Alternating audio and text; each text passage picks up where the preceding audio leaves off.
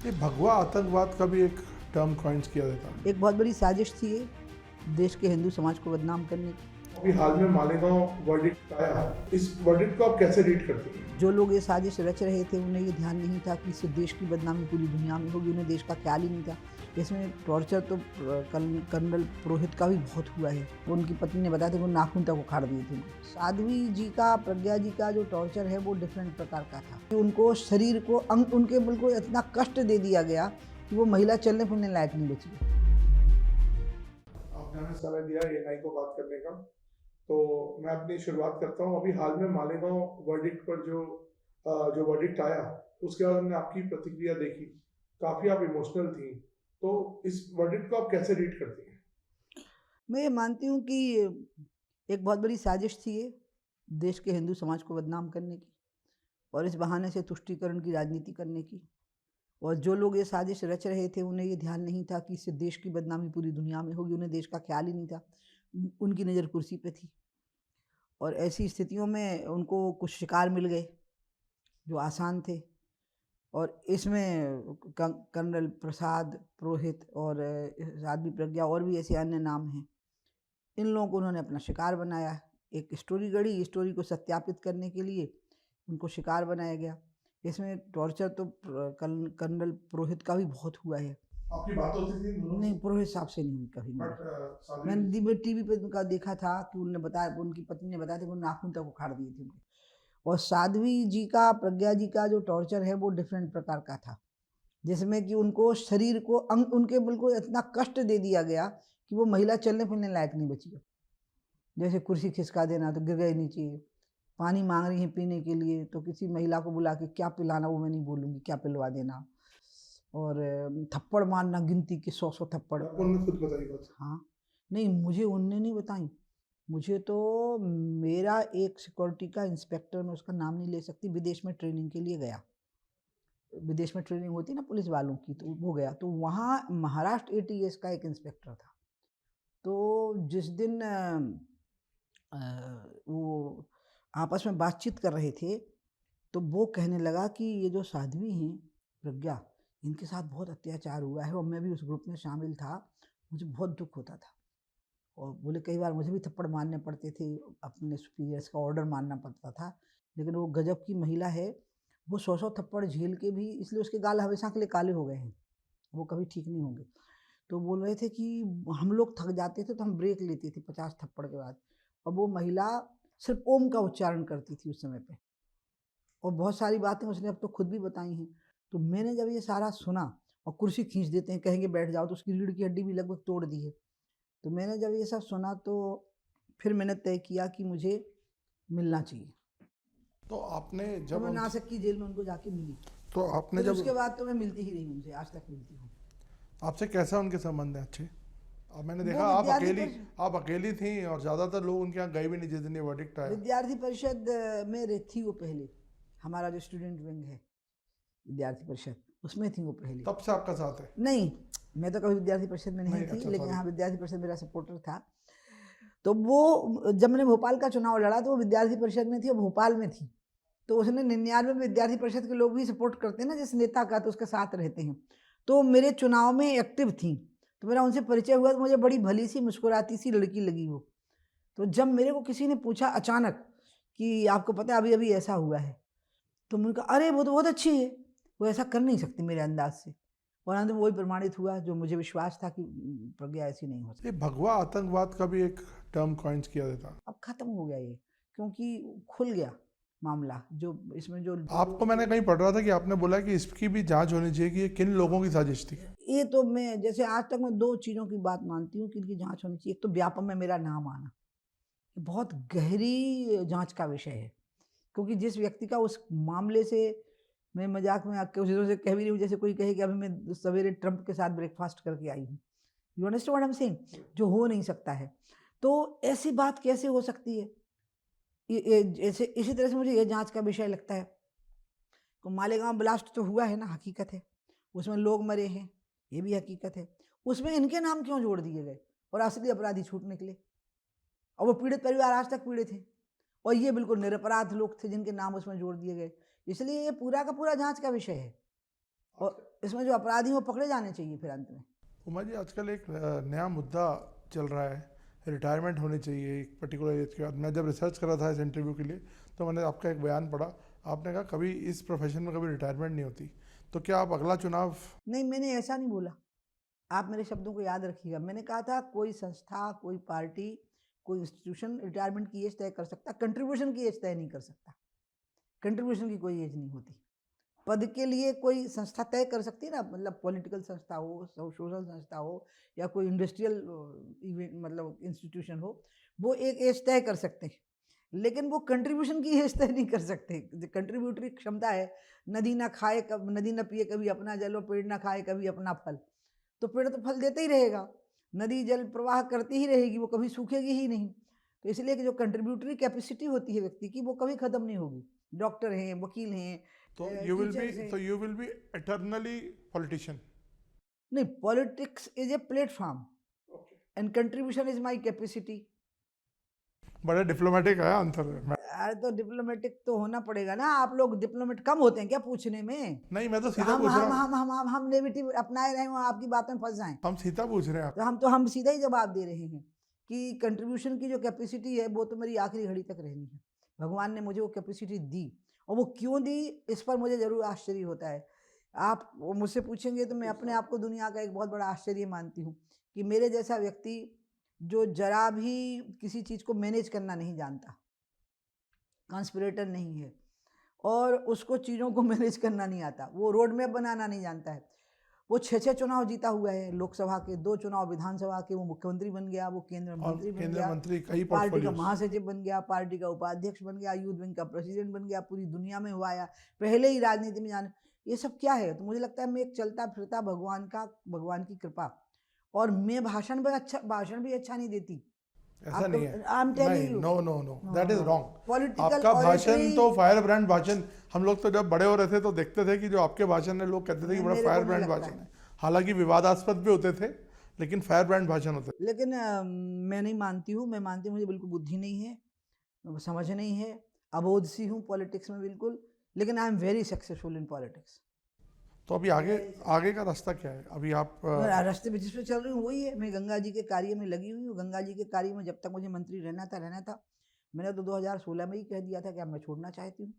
मुझे हमेशा तो अभी आप लड़ाई करेंगी? हमेशा मतलब लड़ाई किससे नहीं सॉरी, मतलब मैं कह रहा हूँ चुनाव लड़ेंगी, ये बोलना चाहता हूँ मैं। हाँ, अभी तो मेरी वो उम्र ही नहीं आई है। जब मोदी जी चुनाव पहले लड़े थे, मैं 65 तो अगले साल में होंगी। हाँ, तो आप मतलब अगले चुनाव के लिए बिल्कुल तैयार हैं? मतलब मैं जब मुझे लगेगा कि मैं तैयार हूँ। अभी तो मेरे को अड़चन आ जाएगी। मेरे अंदर एक वीकनेस है, मैं आई एम वेरी मतलब cynically sincere to the commitment. तो अगर मेरे को कोई पार्लियामेंट सीट से मैंने चुनाव लड़ लिया तो मेरा पूरा समय और ध्यान रहेगा कि वहाँ किसी को परेशानी तो नहीं हो गई, और कोई भी परेशानी होगी मैं अपने आप को जिम्मेवार मानूंगी और गिल्टी फील करूंगी, तो भागूंगी एकदम से।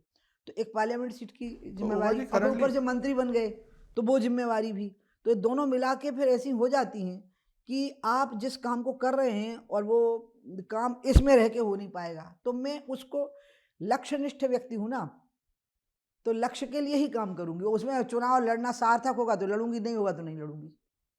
तो मतलब पावर आपका ऑब्जेक्टिव नहीं है, कंट्रीब्यूशन आपका ऑब्जेक्टिव है, ये बोल रहे हैं? I am very powerful in my self, इसलिए मुझे पावर किसी ऑब्जेक्ट के द्वारा हासिल नहीं करनी है। I am a powerful object myself. आप समझ गए ना? कुछ लोग ऐसे होते हैं कि they are powerful even without power, and I have people's power. मैं ये नहीं कहूँगी कि वो अपन 30 मार खाए हैं, नहीं, इस पीपुल्स पावर। लोगों ने मुझे शक्ति प्रदान की हुई है, और उस शक्ति से मुझे बहुत लाभ होता है। जैसे शराब की आंदोलन चला तो लोगों ने मुझे कहा कोई एनजीओ से जुड़ जाए। मैंने कहा नहीं। फिर एनजीओ वालों को लगेगा कभी मान लो मैं कुछ दिनों के गंगा जी चली गई, हिमालय चली गई, तो मैंने छोड़ दिया क्या? मैंने कहा नहीं, उनको काम करने दो, उनका काम खराब मत करो। आप यकीन नहीं करेंगे, मैंने कोई सभा, कोई पंडाल कुछ नहीं लगाए। मैं तो शराब की दुकान के सामने जाके ही खड़ी हो जाऊँ। तस्वीरें देखी जो आपने ईंट मारी। हाँ, तो जब मैं दुकान के सामने जाके ही खड़ी हो जाऊँ तो जो शराब पीने आए होते थे वो भी मेरी तरफ पीछे आके खड़े हो जाती थी, और भीड़ इकट्ठी हो जाती थी। तो अभी लेकिन हो क्या रहा है मध्य प्रदेश में? अभी शराब नीति अंत में मध्य प्रदेश में मेरी जैसी शिवराज जी की सहमति थी वैसी उन्होंने बनाई, उसका फॉलो अप भी करने की कोशिश की, मोहन ने भी फॉलो अप करने की कोशिश की। लेकिन शराब नीति एक ऐसा विषय है जिसमें सबका सहयोग चाहिए, पुलिस का भी चाहिए है, लेकिन उससे ज़्यादा सहयोग चाहिए जनप्रतिनिधियों का। इसका उत्तर आपको पूरा सुनना पड़ेगा, क्योंकि उत्तर कोई ऐसे होते हैं, नहीं नहीं you can not edit them out, नहीं तो ये सवाल कुछ सवाल एक ऐसे शब्द होते भी हैं। आपका एडिट नहीं होगा इसमें। ओके, इसमें पंच से लेकर सरपंच तक की जिम्मेवारी है, इसमें जनपद सदस्य से लेकर जनपद अध्यक्ष तक की जिम्मेवारी, इसमें जिला पंचायत सदस्य से लेकर जिला पंचायत अध्यक्ष तक की जिम्मेवारी, इसमें नगर पालिका, नगर पंचायत और नगर निगम के पार्षदों से लेकर के इनके अध्यक्षों तक की जिम्मेवारी है, इसमें विधायक और सांसद की जिम्मेवारी है कि जो नीति लागू हो चुकी है वो उसका वायलेशन तो नहीं हो रहा है। वो चाहते हैं इसे पुलिस संभाले, मतलब पुलिस सारा काम छोड़ दे और शराब की दुकान के सामने खड़ी रहे। पुलिस का काम है वहाँ बिगड़ा हुआ लॉ एंड ऑर्डर संभालने की। क्या ये जनप्रतिनिधि अपनी जिम्मेवारी निभा रहे हैं? इनकी ही पार्टी की सरकार के द्वारा बनाई गई नीति का नीचे पालन हो रहा है? क्या इसको देख रहे हैं कि इन्हें सिर्फ अपने अधिकार याद हैं और अपने कर्तव्य याद नहीं है? इसलिए मैं मानती हूँ कि शिवराज जी ने, हमने मिलकर जो नीति बनाई और शिवराज जी की सरकार ने घोषित की, बहुत अच्छी है। फिर मोहन ने भी उसको आगे बढ़ाने की कोशिश की और 17 शहर और बना दिए जो कि शराब मुक्त उन्होंने घोषित कर दिए, वो भी बहुत अच्छा हुआ। अब उसका जो फॉलो अप करना होता है उसमें जो जनप्रतिनिधियों का सहयोग चाहिए होता है, अगर वही मिले होंगे शराब के व्यापारियों के साथ में तो बहुत मुश्किल हो जाता है। तो अभी हमने एक और चीज़ इससे जुड़ी हुई बात कर रहा हूँ। जीतू पटवारी एक नेता हैं कांग्रेस के, उन्होंने ये बोला है कि सबसे ज़्यादा अगर कोई शराब पीती हैं औरतें तो मध्य प्रदेश में पीती हैं, तो इसको लेके काफ़ी एक बवाल। उसमें ज़रूरत क्या थी? मीडिया ने ही खंडन कर दिया, क्योंकि मीडिया ने इंडेक्स दिखा दिया ना। हाँ, नहीं तो आपको इस बयान पे कुछ बोलना है, क्योंकि औरतों का मामला है, लिकर का मामला है। हमें नहीं बोलना, हमें इसलिए नहीं बोलना है क्योंकि वो क्या कह रहे हैं शायद उनको खुद पता नहीं है, क्योंकि हमारे क्षेत्र में आदिवासियों का बहुत बड़ा एरिया है और आदिवासी में स्त्री पुरुष में शराब पीने में भेद नहीं होता, लेकिन वो जो शराब पीते हैं वो ऑर्गेनिक होती है, महुए के फल से बनी हुई होती है, उसमें कोई खराबी उसमें नहीं कोई मिलावट खराबी है कि नहीं मुझे नहीं पता, क्योंकि वो स्वस्थ रहते हैं, प्रसन्न रहते हैं। सबसे बड़ी बात है कोई आदिवासी शराब पीने के बाद दुर्व्यवहार नहीं करता, व्यभिचार नहीं करता, किसी बच्ची के साथ छेड़खानी नहीं होती, कोई हिंसा नहीं करते, आप समझ गए, किसी को कोई अवरोधक खड़ा नहीं करते, उनकी भोजन की व्यवस्था का एक अंग है और उसमें स्त्री और पुरुष का भेद नहीं है। लेकिन अगर आप कहोगे कि तो आप तो जो पी रहे हैं वो आपका कलेजा छलनी कर रही है, आपकी बुद्धि भ्रष्ट कर रही है, इसलिए वो पता नहीं क्या बोल रहा है बेचारा जिसका नाम आप ले रहे हो। मैं उसकी बात पर कमेंट नहीं करना चाहती, क्योंकि ना बिना सोचे समझे बोल देता है वो। मैंने उसको कई बार समझाया भी है कि तू सोच समझ के बोला कर। बेचारा बोल रही है? हाँ बोल देता है ना, बिना सोचे से बेचारा बोल रही हूँ मैं, बिना सोचे समझे बोल देता है। मैं उसको कई बार, एक दो बार उसने मुझे फ़ोन किए तो मैंने कहा जीतू तो एक ही काम कर ले, तू पार्टी में एक ही बचा नहीं चाहते, कांग्रेस लगभग सफाया हो रहा गया, कांग्रेस खत्म हो गई कांग्रेस, क्योंकि जो हैं वो रिटायरमेंट में चले गए हैं। दिग्विजय सिंह है, कमलनाथ है, तो बड़े हैं ना अब उम्र के ये लोग, तो रिटायरमेंट में जा रहे हैं ना। और जो नई पीढ़ी है वो पूरी बीजेपी ज्वाइन कर रही है, जिनको बीजेपी नहीं ले रही है वो भर बचे हैं कांग्रेस में। एक्चुअली ये तो बीजेपी की चॉइस है कि हमको इनको लेना है कि नहीं, तो सब जाना चाहते अच्छा हैं। ये सब आना चाहते हैं आपको लगता तो मैं तो नहीं, मुझे यही लग रहा है, क्योंकि सब चले तो जा रहे हैं पूरे टाइम कांग्रेस से छोड़ के बीजेपी में। तो मैंने जित्तू को कई बार कहा, छोटा भाई जैसा है, प्रिय है मुझे बहुत, मैंने कहा जित्तू तू अटपच कुछ भी बोलता रहता है, थोड़ा रिस्पॉन्सिबिलिटी से बोला कर, लड़का पढ़ा लिखा है, योग्य है, वो बोल देता है। अब ये भी बोल दिया और मीडिया वाले ही दिखाने लगे, पता है वो जो इंडेक्स दिखाने लगे कि नहीं जी ऐसा जी, नहीं वो तो है। खैर हाँ, मीडिया ने ही खंडन कर दिया ना, जी, मेरे जी, को मेरी जरूरत नहीं थी एक्चुअली। आप मैम राम जन्मभूमि की एक मेजर स्टेक होल्डर रहे हैं, मतलब आपने बहुत कार सेवा से लेके पूरी आपने एजिटेशन को भी लीड किया, अब तो निर्माण हो गया है। तो मथुरा काशी पे मैं आपका एक बयान पढ़ रहा था कि आप कह रहे थे कि वो भी काम हो जाना चाहिए था अभी तक। ये बयान नहीं है मेरा, ये तो पार्लियामेंट में दिया गया भाषण है मेरा 91 में, जब पूजा नहीं स्थली अभी पे मैं हालिया की हाँ बात तो कर आप पूछोगे तो मैं देती ही रहूंगी ना जब तक आप पूछते रहोगे, क्योंकि मैं तो 91 में पार्लियामेंट में जब पूजा स्थली विधेयक आया तो मैं पार्टी की तरफ से मुझे ही डिबेट ओपन करने के लिए कहा गया और हमारी पार्टी ने इस मुद्दे का समर्थन किया, मेरे मुद्दे का, और इस पर बायकाट भी किया पार्टी ने जब हमारा संशोधन नहीं माना। मैंने कहा था मथुरा काशी और अयोध्या को अलग मानिए और यहाँ मंदिर बनने दीजिए। ये 6 दिसंबर से भी पहले का है। तो अभी आपको क्या लगता है नेक्स्ट होना चाहिए इस पर कार्रवाई? अब वो सुनवाई चल रही ना दोनों स्थानों की, लेकिन मेरा जो दिल है ना वो तो हिंदू है ना, तो मेरा दिल थोड़ा ना कोर्ट में गया हुआ है। मेरा दिल तो यही है कि मुझे मथुरा और काशी में भी मतलब मंदिर देखना है, शिव जी का और कृष्ण जी का। कोर्ट में मेरी आस्था नहीं गई है, कोर्ट में ये लॉजिक गई है कि वहाँ बनना चाहिए कि नहीं मंदिर, लेकिन मेरी आस्था तो यही है कि मुझे वहाँ पर मंदिर देखना है। मेरी आस्था थोड़ी कोर्ट में ट्रायल में है। उमा जी, कई बार हम देखते हैं बयान आते हैं सनातन के खिलाफ, स्पेशली आप लोगों के पास इसके अलावा कोई काम नहीं है? सड़कें खराब पड़ी हैं, लोग सब मर रहे हैं, सरकारी अस्पतालों में दवाइयाँ नहीं मिल रही, जो देखो मीडिया एक ही धंधे में लग गया है। चलो पूछो। ये भी एक सवाल था, मतलब नहीं, ये सवाल तो मुझे है आप लोगों से नहीं। तो आप देखिए, हम तो दिखाते हैं सारी सड़कें जो टूटी पड़ी हैं, जो भी सवालों में हम लोगों से तो आप तो पॉलिटिकल हैं, तो आपसे तो यही सवाल पूछेंगे। हम लोग जो बहन नहीं, मैं उनके लिए पॉलिटिक्स करती हूँ। आपको पता नहीं है क्या कि मैं अस्पताल में जाके खड़ी हो जाती हूँ कि दवाई दिखाओ कितनी है, और डॉक्टर ड्यूटी पे है कि नहीं। तो आप किस क्षेत्र में भी जाती हैं ज़्यादातर अपने? नहीं, मेरा तो स्वभाव ऐसा, मैं जहाँ हूँ वहीं चली जाती हूँ। जैसे मैं रोड पर जा रही, लोग घायल पड़े हैं, गाड़ी रोकती हूँ, लेकिन मैं वीडियो नहीं बनने देती, क्योंकि मुझे इसमें पब्लिसिटी नहीं चाहिए। तो मैं सबसे पहले लोग मुझे देख के रोकेंगे, मैं कहूँगी खबरदार, जो वीडियो बनाया सेवा होने दो, इनको बचने की जान बचने दो। फिर वो मैं कहूँगी बताओ सबसे नज़दीक हॉस्पिटल कौन है, तो कहेंगे प्राइवेट है, वो लेंगे नहीं। मैंने कहा कैसे नहीं लेंगे? तो फिर मैं सबको धरवाती हूँ 2-3 गाड़ियों को पकड़ के, और खुद पहुँच जाती हूँ कि एडमिट करिए इनको तुरंत, नहीं तो हॉस्पिटल नहीं चल पाएगा। तो इसलिए ये तो डिस्पैरिटी है बहुत बड़ी, ये ख़त्म करने। और मेरी इच्छा है आप लोगों से, अच्छा रहा है या नहीं, आप ट्रेंड सेटर हो आप न्यूज़ में, मेरा आप लोगों से निवेदन ये है कि आप लोग ना इंडियन पॉलिटिक्स को थोड़ा गरीब आदमी के मुद्दों पर भी लाइए। आप लोगों को क्या हो गया है अचानक? ये जो बातें आप कह रहे हैं, ये बातें संतों के डिबेट की हैं, ये नेताओं की डिबेट की नहीं है। संत महापुरुषों को ये करना है डिबेट। आपको लगता नहीं है कि ओवरऑल एक पैराडाइम शिफ्ट ही हो गया है? आप ये जनता मैं की इसको बहुत अनफॉर्चुनेट मानती हूँ। आप ठीक कह रहे हो। नहीं, मतलब ये मीडिया वही पूछ रही है जो एक जन चर्चा है। नहीं, आप देखिए आज की डेट में मैं देखता हूँ यंग बच्चे हो या बूढ़े हो या हर एज ग्रुप है, अब वो सनातन की बात कर रहा है, धर्म की बात कर रहा है, इसमें खराब तो नहीं है? हम सब पार्टिसिपेंट हैं इसके, कि हमने ऐसा माहौल क्रिएट कर दिया है। हम सब इसमें हिस्सेदार, मैं आपको अकेले नहीं खड़ा करूंगी, हम सब इसमें हिस्सेदार हो गए हैं। और मुझे याद है कि जब मोदी जी प्रधानमंत्री बने, पहला चुनाव लड़ा 2014 का, तो उन्होंने विकास के एजेंडे पर लड़ा। पहला चुनाव है जो डेवलपमेंट के एजेंडे पे हुआ है।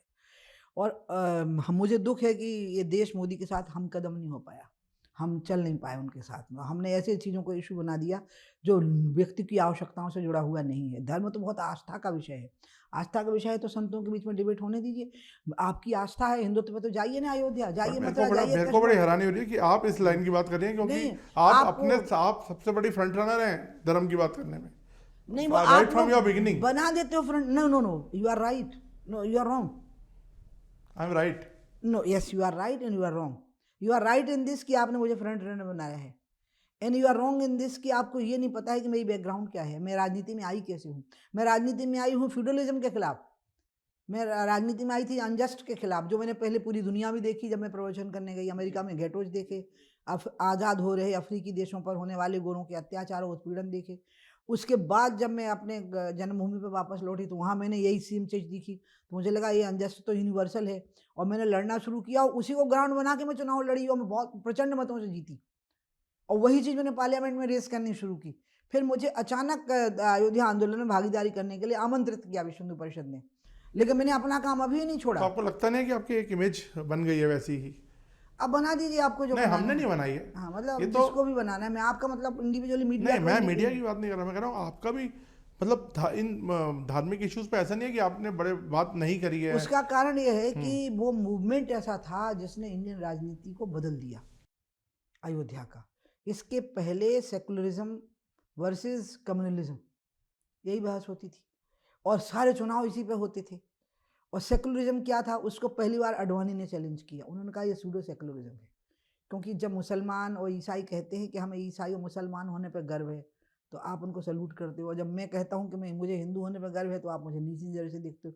तो ये डिस्पैरिटी क्यों फिर मेरे साथ में, एक हिंदू होने के नाते? अडवाणी जी ने जो डिबेट शुरू की है, जिसने भारतीय राजनीति का एजेंडा बदल दिया, और जिसकी पूर्णाहुति मोदी जी ने की कि उसको विकास के एजेंडे पर ले आए। और मुझे दुख हो रहा है कि अचानक शिफ्ट हो गया। आप गलत नहीं हो, ये सही है कि फोकस में यही है, सोशल मीडिया पे यही है, नौजवान यही देख रहे हैं, लड़के लड़कियां यही देख रहे हैं, एक एक बात में इशू बनता जा रहा है, और मैं इसको अच्छा नहीं मानती हूँ। मैं चाहती हूँ कि धर्म और आस्था के विषय के लिए हम अपनी जान देने के लिए तैयार रहें, लेकिन हमें देश की अन्य समस्याओं को भी फोकस से बाहर नहीं होने देना है। जो एजेंडा रहा है, मोदी जी का रहा है, गांधी जी का रहा है, इसके पहले के महापुरुषों का रहा है, सबका। उमा जी, लंबी बात हमने इस बारे पे तो कर दी।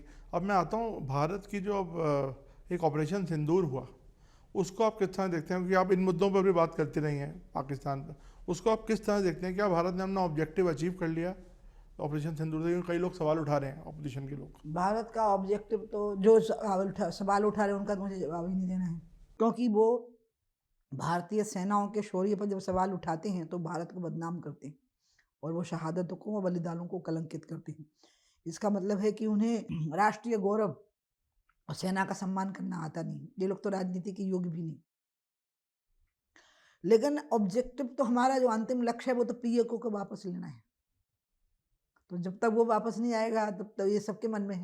ये पार्लियामेंट से प्रस्ताव पारित हुआ है, आपको पता होगा, जब संगमा साहब थे स्पीकर। उसी बात को हम भी कह रहे हैं, हम उसको लेके रहेंगे। जब पीओके लेके रहेंगे तब कहेंगे ऑब्जेक्टिव मिल गया। तो पीओके लगता है कि अंतिम लक्ष्य हमारा बेसिकली होना चाहिए। अंतिम लक्ष्य तो राजा का कभी नहीं हो सकता, शासक का, क्योंकि लक्ष्य तो बदलते हैं समय के अनुसार। लेकिन हाँ, इस पूरे विवाद का जो हल है, जो पाकिस्तान ने आतंकवाद को स्पॉन्सर किया है, इसके मुझे तो एक ही हल दिखाई देता है, नेचुरल जस्टिस। जब आतंकवाद ही पाकिस्तान को ध्वस्त कर देगा तो वो अपनी औकात में आ जाएगा। शेष जो प्रायोजित आतंकवाद हमारे देश में है, हम तो उसको जड़ से उखाड़ ही देते हैं। हम कोई ना कोई स्ट्राइक करते हैं, उनको सबक सिखा देते हैं। तो इसलिए मैंने देखा है, आतंकवाद को सपोर्ट करने वाला देश तो आत्महत्या करने वाला देश होता है। पीओके जरूर ऐसा है जिसमें पार्लियामेंट का रेजोल्यूशन है और सबकी इच्छा है। भारत का अभिन्न हिस्सा होना चाहिए, अभिन्न हिस्सा। अभी आपने हमेशा हिंदी बेल्ट से जो राजनीति करी है ज़्यादातर, अब बिहार में चुनाव होने वाले हैं, तो विपक्ष बार बार बोल रहा है कि ये वोट चोरी हो रही है, ये हो रहा है, वो हो रहा है। इस पर आपका कुछ व्यूज़ है? क्या राहुल गांधी को ना कुछ बातें याद दिलानी पड़ेंगी। जब इमरजेंसी लगी, इमरजेंसी के बाद इंदिरा जी ने चुनाव कराए, क्योंकि उनको ये रिपोर्ट दी गई कि सब डर गए हैं, सब जेलों में बंद हैं, पब्लिक डरी हुई है, सारे इंस्टीट्यूशंस को तो आपने ध्वस्त ही कर दिया है, चाहे वो जुडिशरी हो, चाहे वो मीडिया हो। आपको पता है मीडिया के लोगों को कितना कष्ट हुआ था, जो इंडिपेंडेंट माइंड वाला मीडिया था जी। और सब कुछ आपके अधीन आ गया, सारे इंस्टीट्यूशंस आपसे डरे हुए हैं, आपके इशारे पर नाच रहे हैं। जो नहीं नाच रहे वो या तो जेलों में या ख़त्म हो गए हैं। चुनाव करा दो, आपको तो वैसी जीत मिलेगी जैसे सिकंदर महान को मिली थी। और हुआ क्या, इंदिरा गांधी खुद ही चुनाव हार गई। जब वोटर तय कर लेता है ना, तो फिर कोई चोरी कर ही नहीं सकता। फिर वो सबको पंच मारता है, सारे ध्वस्त होते हैं, और जिसकी वजह होनी होती है उसी की वजह होने देता है। वो दूसरे को धूल खुद चढ़ा देता है। वो लोकतंत्र में सारी शक्ति मतदाता के हाथ में होती है। तो राहुल को ये भूल जाता है कि चुनाव आयोग से चुनाव नहीं जीता जाता है, अपनी इमेज से, अपनी ताकत से, जो लोगों के हृदय पे हृदय जीतने की ताकत है, उसे जीता जाता है। मैं राहुल को कहूँगी कि पहले लोगों का हृदय जीतना सीखो। तुम सेनाओं का अपमान करते हो, तुम शौर्य का अपमान करते हो, तुम 370 को वापस लाने की बात तुमने कश्मीर में जाकर के कर दी। तुम अयोध्या में निमंत्रण पर भी नहीं गए। तुम कह रहे हो कि वो भाजपा का इवेंट था, लेकिन अगर राहुल, प्रियंका और सोनिया वहाँ बैठ गए होते तो बताइए पूरे मीडिया के कैमरे इन्हीं के चेहरे पे होते कि नहीं होते, इनका इवेंट बन गया होता। तो राष्ट्रीय गौरव के सारी चीज़ों को तो तुम इग्नोर कर रहे हो, चाहे वो सेना का शौर्य हो या आस्थाओं के स्थान हो, और तुम चुनाव जीत नहीं पाते हो। तुम्हारी पार्टी खत्म होती जा रही है। तो सोचते, बोलने के पहले सोचो तो अपनी मेमोरी पर, नहीं तो थोड़ी होम्योपैथी की दवाई खाओ मेमोरी को ठीक करने के लिए। दवाइयाँ होम्योपैथी में सबसे अच्छी होती है। आपका व्यंग्यात्मक तरीका जो है बोलने का। नहीं, व्यंग्यात्मक नहीं है, सच्ची में होम्योपैथी में दवाई होती है। He needs, I think he needs one. तो अब मैं आखिरी सवाल पूछ रहा हूँ आपसे, उमा जी, तो रूटीन आपकी अब क्या रहती है और अब आगे का लक्ष्य बताइए, अपनी रोड अहेड बताइए आप। मेरा तो जो रूटीन होता है वो कार्य के मुताबिक होता है। जैसे मेरा, मैं नहाऊंगी तब जब मुझे लगेगा मैं पूजा कर सकती हूँ। पूजा नहीं कर सकती तो रात में नहाऊंगी फिर। और भगवान नाम जप जो होता है ना, वो आप सांस में भी ले सकते हैं। माला अगर, हाँ, स्नान करने के बाद माला हाथ में होनी चाहिए, स्नान करने के बाद दीपक जलाना चाहिए, मैं मानती हूँ। लेकिन अगर नहीं समय है तो आप आत्मा का दीपक जलाइए और भगवान नाम जप करिए। मेरे गुरु ने मुझे ये छूट दी हुई है, जिनसे मैंने संन्यास की दीक्षा ली। मैं विधिवत संन्यास दीक्षित व्यक्ति हूँ। मैंने अपना तर्पण किया है, अपना पिंडदान किया है, मेरा मुंडन हुआ, और तर्पण और पिंडदान मैंने खुद किए हैं। मतलब पूरी वैधानिक प्रक्रिया से मेरा संन्यास की दीक्षा हुई है। तो मेरे गुरुदेव ने मुझको बिल्कुल स्वतंत्र छूट दी हुई है कि छूट है तुमको, बस जप नहीं छूटना। तो सांस में जप कर लेते हैं, भगवान दिख गए तो प्रणाम कर लेते हैं। मुझे तो सारी हिस्ट्री में भगवान दिखते हैं। जो फूल है मैं तोड़ना ही नहीं चाहती उनको, मुझे लगता है भगवान को वैसे ही अर्पित हो गए हैं। आकाश की ओर देख रहे हैं, आप समझ गए, तो भगवान को ही तो अर्पित हो गए। सूर्य निकलता है तो मुझे लगता है सबसे बड़ा चमत्कार है कि हम देख रहे हैं, अचानक अंधेरा छट गया है और प्रकाश आ गया है। तो इसलिए मेरा रूटीन तो कर्तव्य के मुताबिक होता है। अगर मुझे 7 बजे उठ के काम करना होगा तो करूँगी, नहीं नहाऊंगी। समय होगा तो नहा करके 9:30 तक निकलूँगी। मेरे लिए मुख्य चीज़ हो गई है कि जिस काम को मैं कर रही हूँ उसके लिए मुझे कितना समय देना है। अपने लिए समय नहीं है तो चलेगा, मैं तो चलते चलते दौड़ते दौड़ते भी खाती हूँ, गाड़ी तो में अभी भी आप खा लेती पब्लिक हूँ। लाइफ में काफ़ी एक्टिव रोल प्ले कर रही हैं। हाँ, वो जो मेरी एक्टिविटी है ना, वो आप लोग की प्रॉब्लम है और पॉलिटिकल प्रॉब्लम है। वो ये है कि लोग चुनाव को एक्टिविटी मानते हैं। हमने ऐसा नहीं बोल रहा मैं हूँ, बता रही हूँ, लेकिन राजनीति पब्लिक में, लाइफ बोल रहा हूँ। हाँ ना, लेकिन राजनीति में ऐसी परिपाटी भी है कि चुनाव नहीं लड़ा तो राजनीति नहीं कर रहे हैं। नहीं, ऐसा नहीं है। मैं बिना चुनाव के भी राजनीति कर रही, टिकट दिलवा रही हूँ, चुनाव कैंपेन करती हूँ और जिताती हूँ, फिर जिनको टिकट दिलवा लेती हूँ उन लोगों को, ठीक है। दूसरी बात है कि मैं जिस काम को कर रही हूँ उसमें वो नहीं है, कोई रोमांच नहीं है। जैसे ताजमहल को बचाने के लिए बहुत कोशिश हुई थी, लेकिन गंगा को बचाने की वो कोशिश नहीं हो रही है अभी। सरकार अपना काम कर रही है, लेकिन क्या सरकार से गंगा बचेगी? सरकार की बनाई हुई नहर नहीं है गंगा। नदियाँ अवतरित होती हैं, नदियाँ नहरें नहीं होती हैं जो सरकार बनाएगी और रेगुलेट करेगी उनको। तो जब जो नदियाँ अवतरित होती हैं, जिसमें 40 करोड़ लोग या 50 करोड़ लोग कुंभ में गोता लगा गए और मोक्ष मांग के चले गए, तो तुम मांग के ही आए, मतलब मांगते ही रहोगे इससे। इसके बदले में ना सफाई करोगे ना स्वच्छता रखोगे, और ना अविरलता के लिए संघर्ष करोगे, बस कांवड़ों में से जल चढ़ा सरकार चढ़ा तो के कहती है कि काफ़ी साफ हो गई है। कौन? नहीं, जितने हो गई है, निश्चित रूप से हुई है। जो 14 से 16 के बीच में जो प्लान बना वो ठीक से लागू हुआ है, लेकिन पीस मील अप्रोच हो रही है, तो उसके कारण वो एक साथ जो सामूहिक रिजल्ट आना चाहिए वो थोड़ा अभी नहीं आ पाया है। तो अभी काम बाकी है। मुझे लगता है कुछ काम ऐसे होते हैं जो निरंतर रहते हैं। जैसे हिरण्यकश्यप मर गया तो त्रेता में रावण आ गया, रावण मर गया तो द्वापर में कंस आ गया। ये अच्छाई और बुराई का संघर्ष है और इसमें कंटिन्यूटी रहती है। थैंक यू उमा जी, आपने समय दिया। आपने, जैसे मैंने वादा किया था, इसको शॉर्ट रखेंगे, बिल्कुल शॉर्ट रखा। धन्यवाद।